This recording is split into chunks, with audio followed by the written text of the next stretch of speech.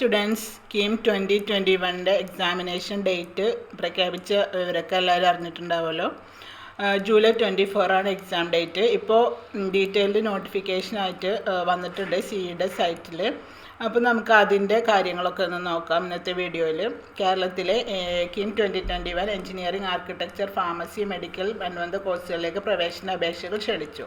വിവിധ പ്രൊഫഷണൽ കോളേജുകളിൽ താഴെ കൊടുക്കുന്ന ഡിഗ്രി കോഴ്സുകളിലേക്ക് 2021-22 വർഷത്തെ പ്രവേശനത്തിനുള്ള അപേക്ഷകളാണ് ക്ഷണിച്ചിരിക്കുന്നത്. ഫസ്റ്റ് മെഡിക്കൽ കോഴ്സുകളാണ് MBBS, BDS, BHMS, Ayurveda, Siddha, Unani. അതുപോലെ മെഡിക്കൽ അനുബന്ധ കോഴ്സുകളായ BSc agriculture, forestry, corporation banking, climate change and environmental science, BTech, biotechnology, veterinary, fisheries. പിന്നെ എൻജിനീയറിംഗ് കോഴ്സുകളാണെങ്കിൽ BTech കോഴ്സുകൾ കേരള അഗ്രികൾച്ചറൽ സർവകലാശാലയുടെ കീഴിലുള്ള BTech agriculture engineering, BTech food technology എന്നീ കോഴ്സുകൾ. അതേപോലെ Kerala veterinary and animal science യൂണിവേഴ്സിറ്റിയുടെ കീഴിലുള്ള BTech diary technology, BTech food technology എന്നീ കോഴ്സുകൾ. Kerala university of fisheries and ocean സ്റ്റഡീസിൻ്റെ കീഴിലുള്ള BTech ഫുഡ് ടെക്നോളജി കോഴ്സ് ഉൾപ്പെടെയുള്ള എല്ലാ BTech കോഴ്സുകൾക്കും വിളിച്ചിട്ടുണ്ട്. ഫാർമസി ആണെങ്കിൽ BPharm കോഴ്സാണ്. Architecture BArch course.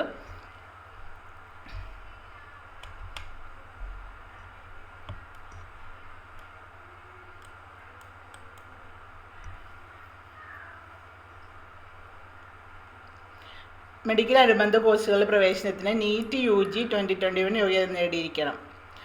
പിന്നെ എഞ്ചിനീയറിംഗ്, ഫാർമസി കോഴ്സുകളുടെ പ്രവേശനം പരീക്ഷാ കമ്മീഷൻ നടത്തുന്ന പ്രവേശന പരീക്ഷയുടെ അടിസ്ഥാനത്തിലായിരിക്കും എഞ്ചിനീയറിംഗ്, ഫാർമസി കോഴ്സുകളുടെ പ്രവേശനം. അതേസമയം മെഡിക്കൽ കോഴ്സുകളുടെ പ്രവേശനം ഓൾ ഇന്ത്യ തലത്തിൽ നടത്തുന്ന നീറ്റ് എക്സാമിൻ്റെ റിസൾട്ടിനെ വെച്ചായിരിക്കും. പിന്നെ ഫാർമസി കോഴ്സിന് പ്രവേശനം ആഗ്രഹിക്കുന്ന വിദ്യാർത്ഥികൾ പ്രവേശന പരീക്ഷയുടെ പേപ്പർ 1, അതായത് ഫിസിക്സ്, കെമിസ്ട്രി പരീക്ഷയിൽ യോഗ്യത നേടിക്കണം.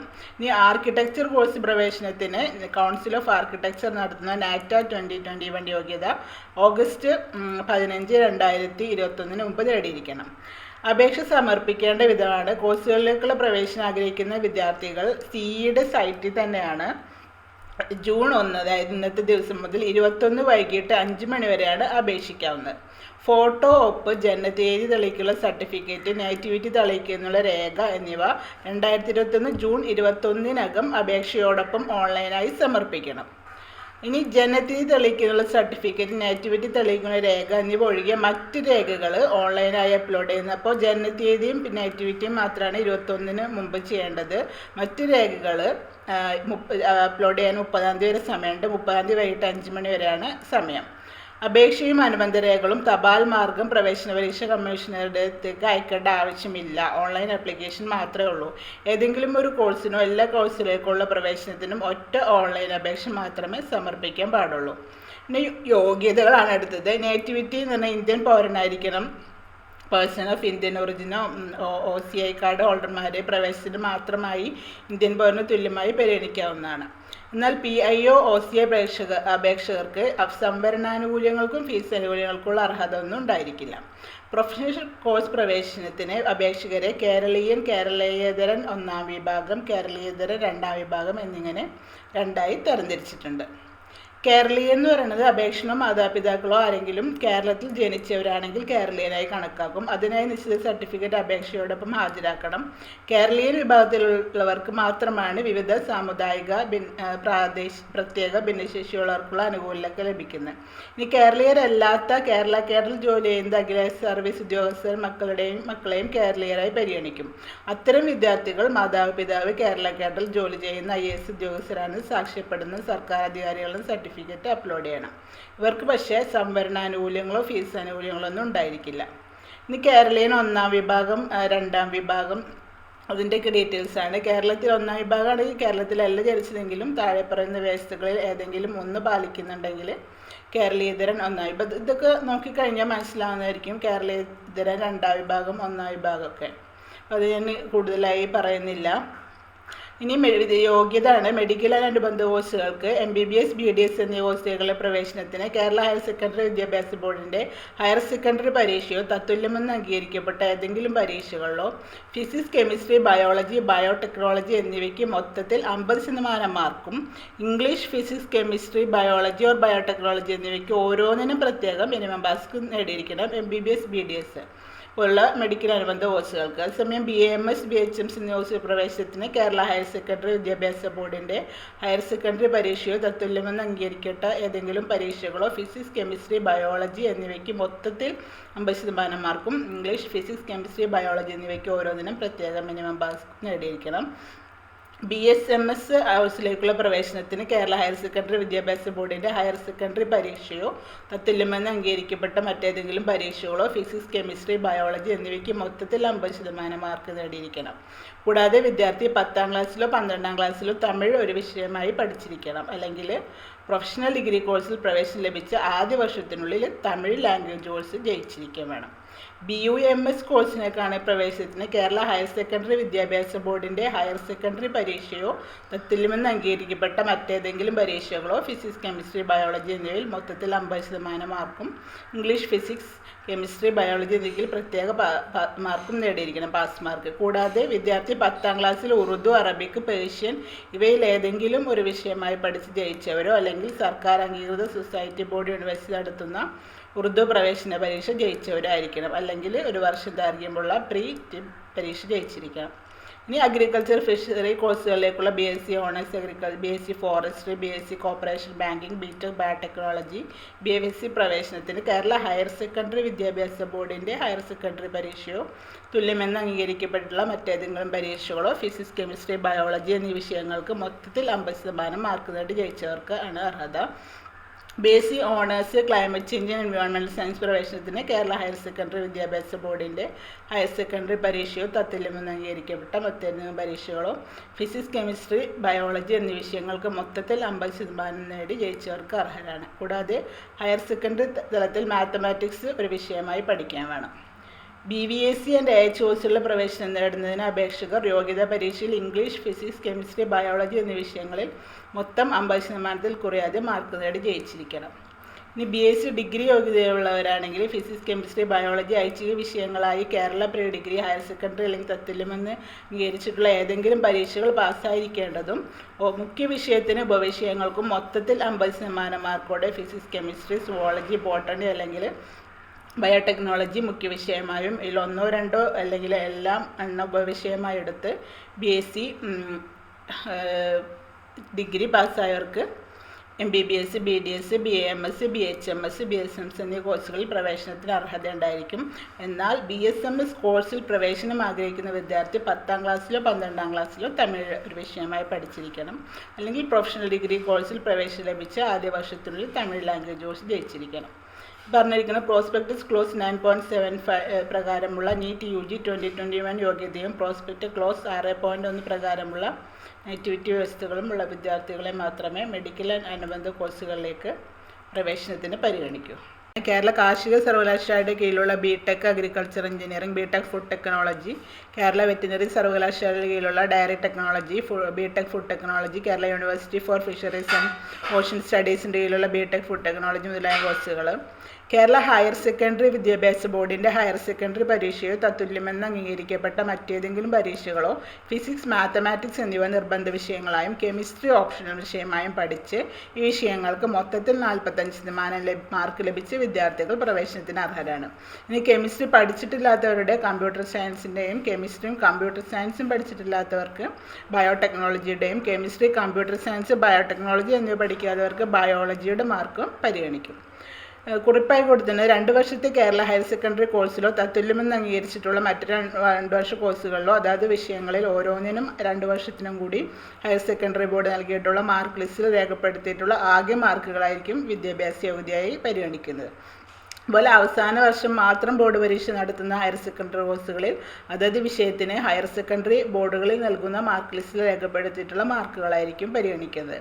ഇനി മറ്റെല്ലാതരം ഹയർ സെക്കൻഡറി കോഴ്സുകൾക്കും അതത് പരീക്ഷാ ബോർഡുകൾ നൽകുന്ന മാർക്ക് ലിസ്റ്റിൽ രേഖപ്പെടുത്തിയിട്ടുള്ള അതാത് വിഷയങ്ങളുടെ മാർക്കുകൾ യോഗ്യതയായി പരിഗണിക്കും. കേരള വൊക്കേഷണൽ ഹയർ സെക്കൻഡറി പരീക്ഷ കേരളത്തിലെ ഹയർ സെക്കൻഡറി പരീക്ഷയ്ക്ക് തുല്യമാണെന്ന് അംഗീകരിച്ചിട്ടുണ്ട്. അതുപോലെ ഇന്ത്യ ഗവൺമെൻറ് റെസിപ്രോക്കൽ കോട്ട നോമിനി സീറ്റുകളിലേക്ക് തിരഞ്ഞെടുക്കപ്പെടുന്നതിന് പ്രോസ്പെക്ടസ് ക്ലോസ് 6.2.2 പ്രകാരമുള്ള നിശ്ചിത അക്കാദമിക് യോഗ്യത ഉണ്ടായിരിക്കണം.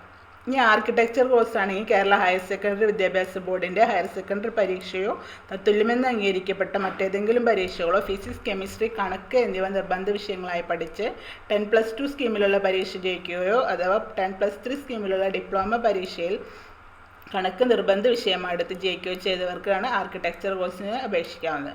ഇനി മുകളിൽ പറയുന്ന നിബന്ധനകൾക്ക് പുറമെ അപേക്ഷാർത്ഥികൾ നാറ്റ അതായത് നാഷണൽ ആപ്റ്റിറ്റ്യൂഡ് ടെസ്റ്റിന് ആർക്കിടെക്ചറിൽ കൗൺസിൽ ഓഫ് ആർക്കിടെക്ചർ നിബന്ധന പ്രകാരമുള്ള യോഗ്യത നേടിയിരിക്കണം.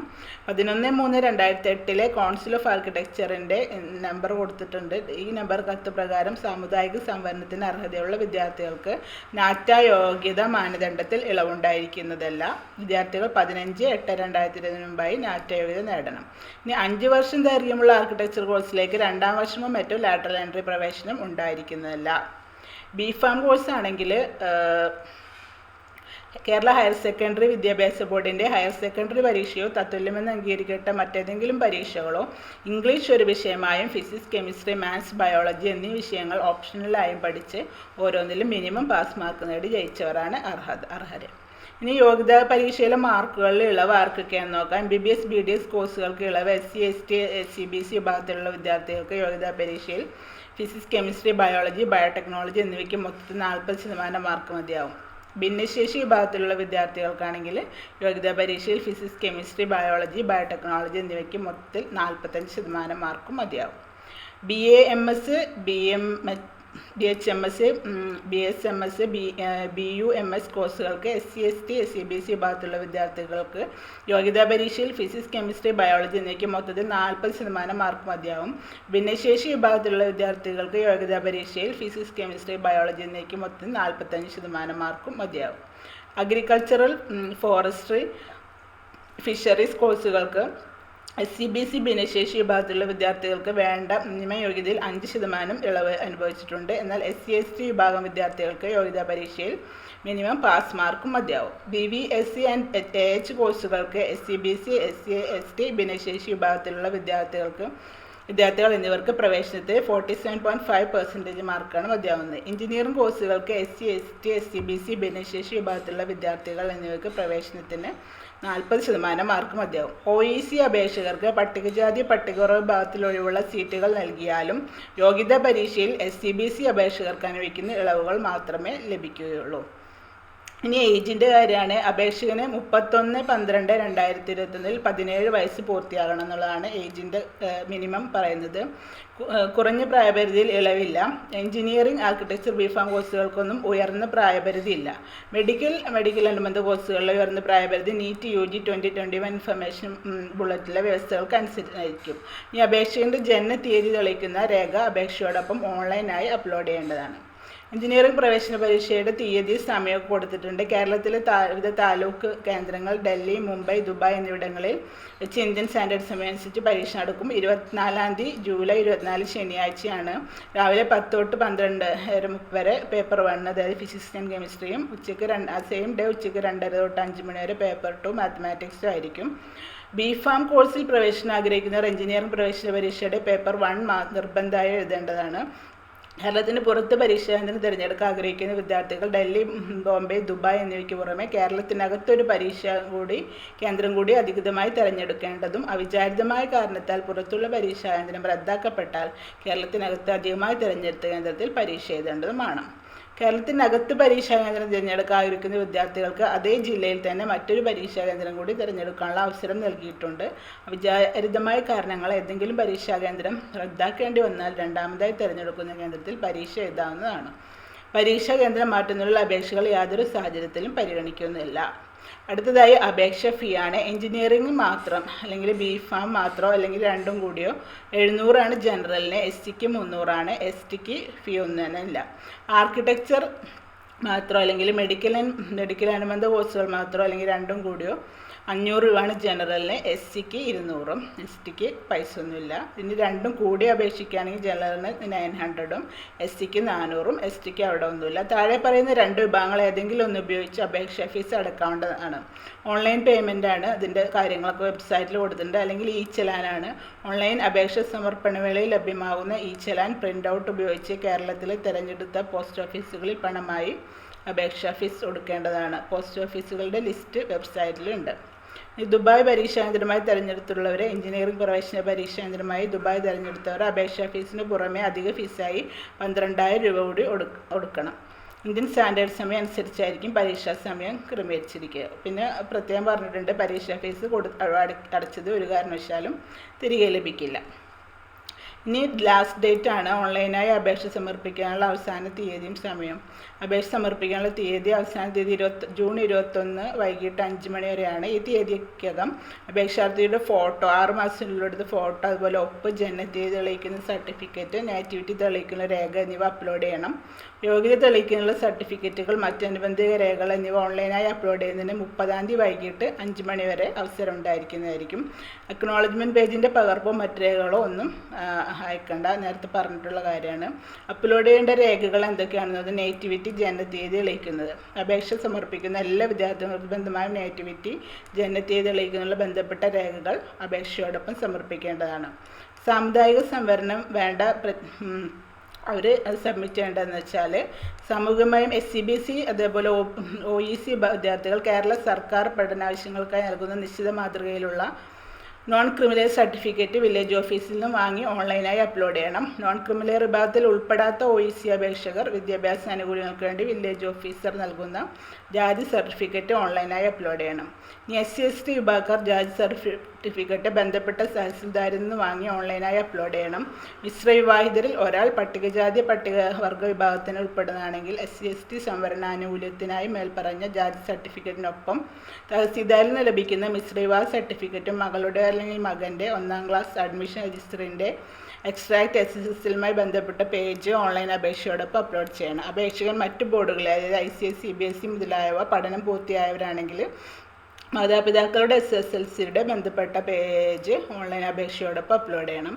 കൂടാതെ 1950ക്ക് മുമ്പ് കേരളത്തിലേക്ക് കുടിയേറിയവരുടെ മക്കളാണ് അപേക്ഷകരെങ്കിൽ കുടിയേറ്റം തെളിയിക്കാനുള്ള രേഖകളും ഓൺലൈൻ അപേക്ഷയോടൊപ്പം അപ്ലോഡ് ചെയ്യേണ്ടതാണ്.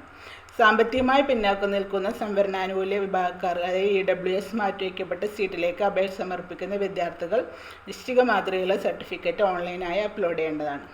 പ്രോസ്പെക്ടസ് അനക്ഷർ ഉൾപ്പെടുത്തിയിട്ടുള്ള സമുദായത്തിൽപ്പെട്ട വിദ്യാർത്ഥികൾ വിദ്യാഭ്യാസാനുകൂല്യം ലഭിക്കുന്നതിനായി ജാതി സർട്ടിഫിക്കറ്റും വരുമാന സർട്ടിഫിക്കറ്റും ബന്ധപ്പെട്ട വില്ലേജ് ഓഫീസിൽ നിന്നും വാങ്ങി ഓൺലൈനായി അപ്ലോഡ് ചെയ്യേണ്ടതാണ്. എന്നാൽ സംവരണാനുകൂല്യങ്ങൾക്കായി നോൺ ക്രിമിനൽ സർട്ടിഫിക്കറ്റ് സമർപ്പിച്ചിട്ടുള്ളവർ ഫീസ് ആനുകൂല്യങ്ങൾക്കായി വരുമാന സർട്ടിഫിക്കറ്റ് കൂടി അപ്ലോഡ് ചെയ്യണം. ഈ സ്ത്രീവാദികളുടെ മക്കൾക്ക് SCBC സംവരണം ആവശ്യമുള്ള പക്ഷം അവർ വില്ലേജ് ഓഫീസിൽ നിന്നും നോൺ ക്രിമിനൽ സർട്ടിഫിക്കറ്റ് വാങ്ങി ഓൺലൈനായി അപ്ലോഡ് ചെയ്യണം. ബാക്കിയുള്ള കാര്യങ്ങൾ ഇതെല്ലാം വായിച്ചു കഴിഞ്ഞാൽ മനസ്സിലാവുന്നുള്ളതുകൊണ്ട് ഞാൻ മുഴുവൻ വായിക്കുന്നില്ല. NRI കോട്ട സീറ്റിലേക്ക് അപേക്ഷ സമർപ്പിക്കുന്ന വിദ്യാർത്ഥികൾ ആവശ്യമായ രേഖകൾ ഓൺലൈനായി അപ്ലോഡ് ചെയ്യണം.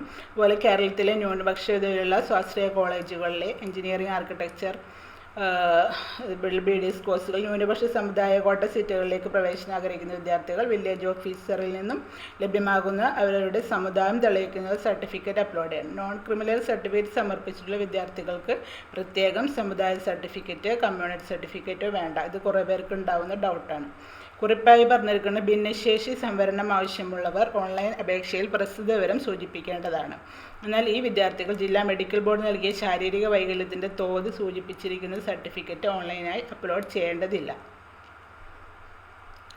പിന്നെ വേണ്ടത് കോഴ്സ് സർട്ടിഫിക്കറ്റോ മാർക്ക് ലിസ്റ്റോ വേണം. മെഡിക്കൽ കോഴ്സിന് അപേക്ഷ സമർപ്പിക്കുന്ന വിദ്യാർത്ഥികൾ +2 തലത്തിൽ സംസ്കൃതം ഭാഷയെ പഠിച്ചിട്ടുണ്ടെങ്കിൽ അതിൻ്റെ കോഴ്സ് സർട്ടിഫിക്കറ്റ്, മാർക്ക് ലിസ്റ്റിൻ്റെ കോപ്പി ഓൺലൈൻ അപേക്ഷയോടൊപ്പം സമർപ്പിക്കണം. അവസാന വർഷ VHSC ലൈഫ് സ്റ്റോക്ക് മാനേജ്മെൻറ്റ് ഈ കോഴ്സുകൾ പഠിക്കുന്ന വിദ്യാർത്ഥികൾ അവർക്കായി സംവരണം ചെയ്തിട്ടുള്ള സീറ്റുകളിലേക്ക് പരിഗണിക്കുന്നതിന് സ്ഥാപന മേധാവി നൽകുന്ന നിശ്ചിത ഫോർമാറ്റിലുള്ള കോഴ്സ് സർട്ടിഫിക്കറ്റ് ഓൺലൈനായി അപ്ലോഡ് ചെയ്യണം. കോഴ്സ് പൂർത്തിയായവർ യോഗ്യതാ പരീക്ഷയുടെ മാർക്ക് ലിസ്റ്റാണ് ഓൺലൈനായി അപ്ലോഡ് ചെയ്യേണ്ടത്. അടുത്തതായി NRO കോട്ടയിലേക്ക് സീറ്റിലേക്ക് പ്രവേശനം ആഗ്രഹിക്കുന്നവരാണ്. അവർ ഈ കാര്യങ്ങളൊക്കെ നോക്കി വായിച്ച് മനസ്സിലാക്കിയിട്ട് അതേപോലെ ചെയ്യാം. ഈ കുറിപ്പ് കൊടുത്തിരിക്കുന്ന 13/10/2020 സുപ്രീം കോടതിയുടെ ഉത്തരവ് പ്രകാരം ജനനസ്ഥലം തെളിയിക്കാനുള്ള സർട്ടിഫിക്കറ്റിൻ്റെ അഭാവത്തിൽ NRI ക്വാട്ട സീറ്റുകൾ നികത്താനാവാതെ അവശേഷിക്കുന്ന പക്ഷം ജനനസ്ഥലം പരിഗണിക്കാതെ NRI ക്വാട്ടയിലേക്ക് പ്രവേശനം നടത്തുന്നതാണ്. അപൂർണമായതും നിർബന്ധമായി സമർപ്പിക്കേണ്ട വിവരങ്ങളോ രേഖകളോ അപ്ലോഡ് ചെയ്യാത്തവരുടെ അപേക്ഷ നിരസിക്കും. അഡ്മിറ്റ് കാർഡ് എഞ്ചിനീയറിംഗ് പ്രവേശന പരീക്ഷയുടെ അഡ്മിറ്റ് കാർഡ് CEയുടെ സൈറ്റിൽ നിന്നും ഡൗൺലോഡ് ചെയ്ത് പ്രിൻ്റ് ഔട്ട് എടുക്കുക. അത് സംബന്ധിച്ച് വിജ്ഞാപനം പിന്നീട് പ്രസിദ്ധീകരിക്കും. അഡ്മിറ്റ് കാർഡ് പരീക്ഷാ ദിവസം പരീക്ഷാ ഹാളിൽ ഹാജരാക്കണം. അഡ്മിറ്റ് കാർഡുകൾ തപാൽ മുഖാന്തരം അയക്കുന്നതല്ല. ഇനി എഞ്ചിനീയറിംഗ് പ്രവേശന പരീക്ഷയും വിവിധ കോഴ്സുകൾക്കുള്ള അലോട്ട്മെൻറ്റും പ്രവേശനവും സർക്കാർ അംഗീകരിച്ച 2021 വർഷത്തെ പ്രോസ്പെക്റ്റിലെ നിബന്ധനകൾക്ക് വിധേയമായിരിക്കും. 2021 സംസ്ഥാന പ്രൊഫഷണൽ ഡിഗ്രി കോഴ്സുകളിലേക്കുള്ള പ്രവേശനത്തിനായുള്ള പ്രോസ്പെക്ടസ് പ്രവേശന പരീക്ഷാ കമ്മീഷണറുടെ ce.kerala.gov.in എന്ന വെബ്സൈറ്റിൽ ലഭ്യമാകുന്നതാണ്. അപേക്ഷ സമർപ്പിക്കുന്നതിന് മുമ്പായി പ്രോസ്പെക്ടസിലെ വിവരങ്ങൾ വായിച്ച് മനസ്സിലാക്കേണ്ടതാണ്. സമർപ്പിച്ചവരുടെ പ്രൊഫൈൽ വിവരങ്ങളും ബാധകളുണ്ടെങ്കിൽ വിവരങ്ങളും കമ്മീഷണർ സൈറ്റിലെ ടീം 2020 കാൻഡിഡേറ്റ് പോർട്ടൽ എന്ന ലിങ്കിൽ ലഭ്യമാകുന്നതാണ്. അപാകതകളുള്ള പക്ഷം നിശ്ചിത തീയതിക്കകം പരിഗണിക്കണം. ലഭ്യമായ തീയതി വിജ്ഞാപനത്തിലൂടെ അറിയിക്കുന്നതാണ്. പോർട്ടലിൽ ലഭ്യമാകുന്ന തീയതി. പ്രവേശന പരീക്ഷയും ബന്ധപ്പെട്ട വിഷയങ്ങളെ സംബന്ധിച്ച് വിവരങ്ങൾ അറിയുന്നതിന് CEയുടെ വെബ്സൈറ്റ് ഇടയ്ക്കിടെ സന്ദർശിക്കണം.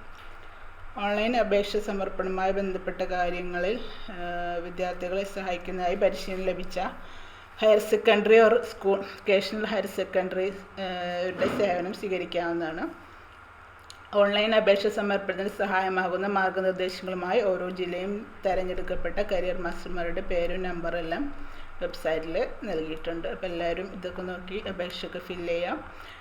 എന്തെങ്കിലും ഡൗട്ടൊക്കെ ഉണ്ടെങ്കിൽ കമൻറ്റ് ചെയ്യുക. അപ്പോൾ ചാനൽ സബ്സ്ക്രൈബ് ചെയ്യാത്തവരൊക്കെ സബ്സ്ക്രൈബ് ചെയ്ത് പുതിയ നോട്ടിഫിക്കേഷനായി ബെൽ ബട്ടൺ എനേബിൾ ചെയ്യുക. അപ്പോൾ അടുത്ത വീഡിയോയിൽ കാണുന്നവരേക്കും ബൈ.